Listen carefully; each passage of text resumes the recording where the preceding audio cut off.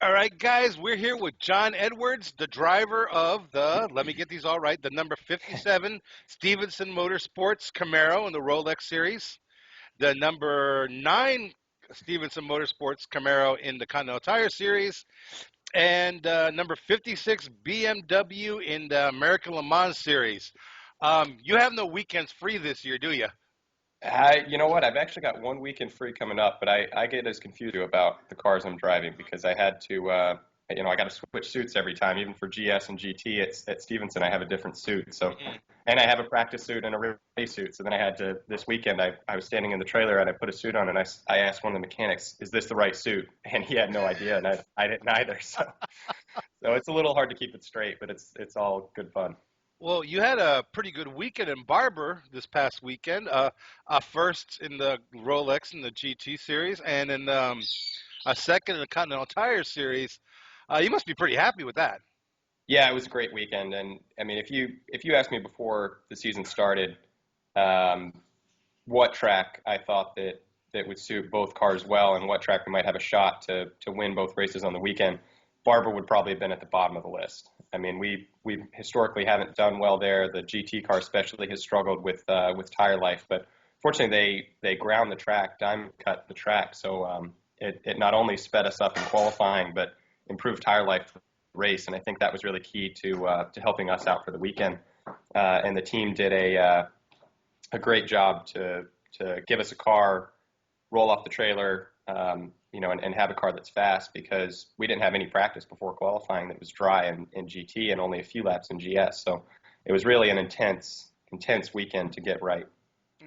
Well, you are driving that Camaro in the Rolex series in the GT class. Is this something how you just said that you weren't expecting good results in Barber, but now you have it?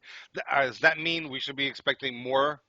Like the season's beginning to look really up for you now because if you can do well on the track you're historically bad at, the other tracks should be easier. Well, I think we're in a great spot. Well, we had a tough start to the season in GT with two 50th finishes. Well, we finished even lower at the Rolex 24, but actually any car below 15th gets 15th place points. So we came into Barber with essentially nothing to lose, and suddenly we left there and we're tied for sixth, and we're actually closer to the leader in Rolex points than we are in GS points, and we finished all those races. So I think with even a 12 race season doesn't seem that long, but there's a lot that can happen, and we see every year that people fall out and have bad finishes at the end of the season when they were looking strong in the beginning. So I think the key for us is to keep targeting the wins in GT because we still are coming from behind and we have to make up ground on the leaders. In the GS, I mean, in the Continental Tire Series, you came in a very close second. One thing I always like to ask guys who drive in the Continental Series is how much of the time do you spend when you're on the track behind the wheel? How much of your time are you actually racing, and how much of your time you're trying to keep from getting smashed by somebody else? Because let's face it, they always used to say NASCAR rubbing is racing. I think that applies more for the Continental Tire Series than the other series. Yeah, well, I think rubbing is racing, but I think that blatant punting and turning into guys is not racing, and unfortunately, that's what a lot of what you see in the Continental Tire Series. So, um, in a lot of ways, I love that series, and it's a lot of fun when you're racing against guys like Brian Sellers or Billy Johnson, who will treat you with some respect. But there's a lot of other guys that will just sort of either punt you or blatantly um, turn into you in the middle of the straightaway. I had that happen this past weekend with Dave Impringham. We were going down the straightaway, and he didn't damage my car, but we're going down the straightaway, and he just decided, oh, I'm gonna hit you in the middle of the straightaway, and I don't really see any point in that, and that type of thing really bothers me in the Continental Tire Series. But at the same time, I've had some of the most fun races and some of the most clean races that I've ever had were in that series. You mentioned Dave Emringham, but the Continental Tire Series has a real large amount of what we call the amateur racers, I guess, for lack of a better word. How do they match up when it comes to the punting and the running into compared to the pro drivers, as we call them? Well, I mean, fortunately, it's at the end of the race, it's usually all the pro guys that are in, and I'm fortunate to have a teammate who's also a pro. We're one of the few cars in Continental that's pro. So, Matt's out there driving with more of the guys that are pro-am drivers, and sometimes you see the same thing. But I think actually in the beginning of the race, when most of the amateurs are in, it's almost a safer time because people know that they have to get the car to their teammate. But once the pros get in, it suddenly the level steps up and it's a lot more aggressive. And particularly guys that are pros but are still trying to make a statement, they seem to be a little over aggressive in that series. Well, you are very young for a race car driver. You're 21, I believe, right?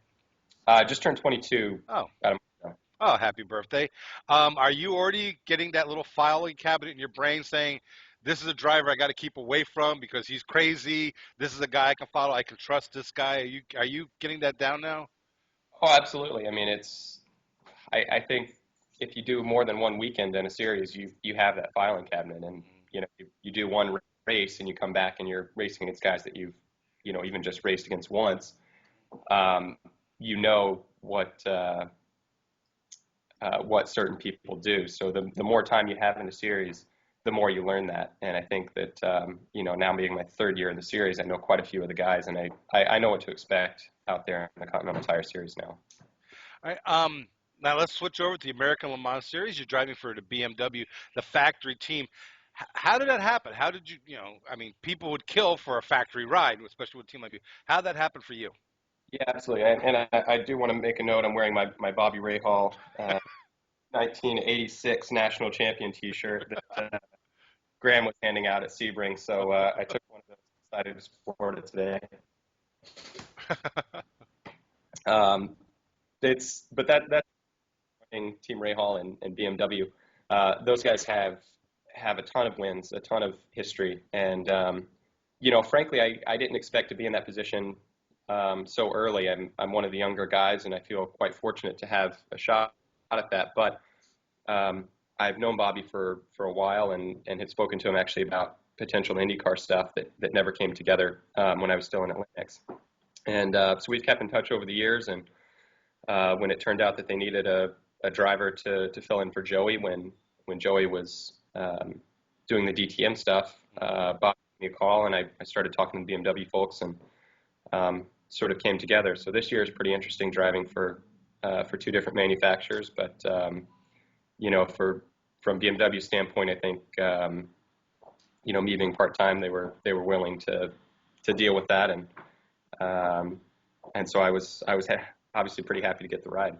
Well, for you, what is the main difference? Okay, Steven Motorsports is one of the top teams in Grand Am, but the BMW and the American Le Mans GT's class, those cars are faster. You're also working with, basically it is a factory team, even though it's run by Bobby, but it's still a factory-based team. What's the biggest difference you've noticed between Grand Am and American Le Mans? Well, first of all, I have to say that Stevenson is one of the best teams in Grand Am, Mhm.